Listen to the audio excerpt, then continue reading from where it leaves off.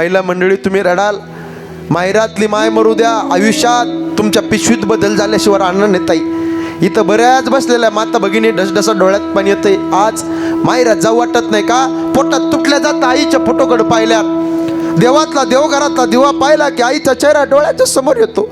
घराच्या समोरची रांगोळी पाहिली की आईचा चेहरा डोळ्याच्या समोर येतो.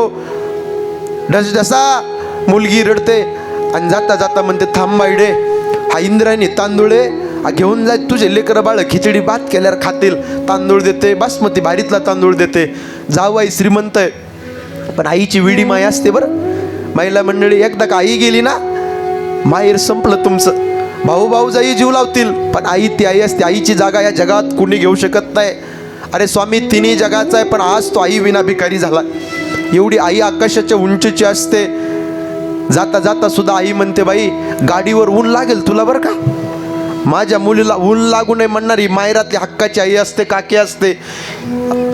तिकडं ती शेतात उन्हात काम करते, पण माझी मुलगी मला भेटायला आल्याच्या नंतर तिच्या अंगाला ऊन लागू नये म्हणणारी आई असते. महिला मंडळी, माहेरात आई असली की लय आनंद वाटतो. हक्काने चपला सोडण्याचा उमरा असतो. माहेरात बाप असला की दिवाळीच्या सणाचा मुराळी तुमच्या आयुष्यात असतो.